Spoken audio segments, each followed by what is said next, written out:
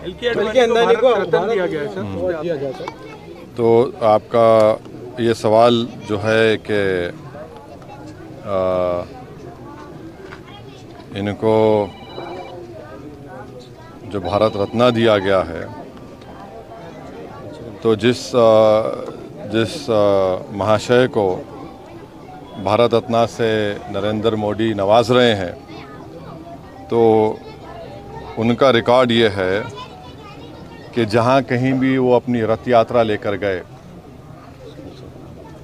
23 सितंबर से 5 नवंबर 1990 में, और जो जनरेशन जी जिसको कहते हैं उन नौजवानों के लिए बता रहा हूँ कि उस वक्त लाल कृष्ण आडवाणी रथ यात्रा लेकर निकले थे बाबरी मस्जिद को तोड़ने के लिए। तो ये रथ यात्रा गई 23 सितंबर से 5 नवंबर 1990 तक।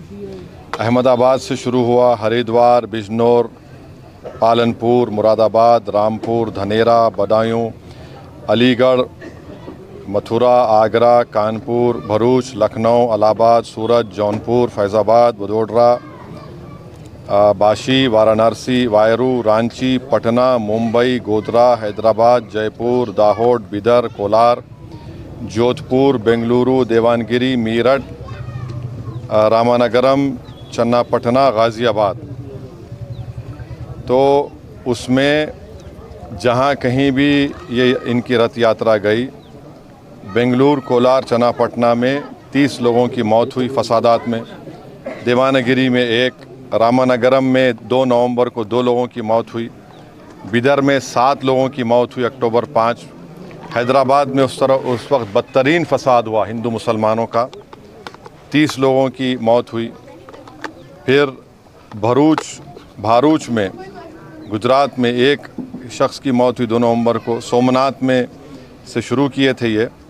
तो जहाँ जहाँ ये इनकी रथ यात्रा गई, मुजफ्फरनगर में 3 लोगों की मौत हुई, दिल्ली में झड़पें हुई, जयपुर में 47 लोगों की मौत हुई फसादात में अक्टूबर 27, 1990 में, अलीगढ़ में 3, बिजनौर में तो 58 लोगों की मौत हुई, मीरठ में 7 लोगों की 3 नवंबर को मौत हुई।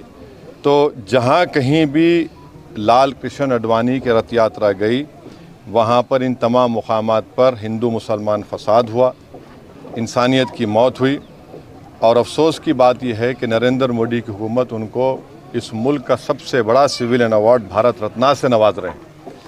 इससे देश को क्या पैगाम दे रहे हैं? क्या हम देश में ऐसे लोगों को सबसे बड़ा सिविलियन अवार्ड देकर हम क्या पैगाम दे रहे हैं? हम ये पैगाम दे रहे हैं कि हम एकजहती कायम करेंगे हिंदू मुसलमानों में।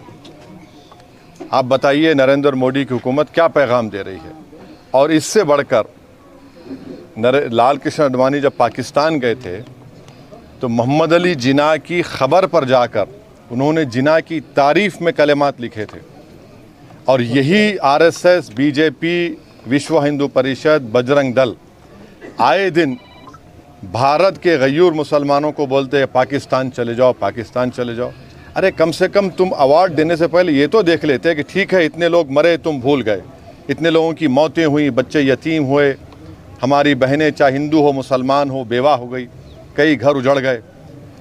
जो शख्स पाकिस्तान जाकर मोहम्मद अली जिन्ना जो इस मुल्क की पार्टीशन का ज़िम्मेदार है, आप उसकी तारीफ़ में कलिमात लिखता है।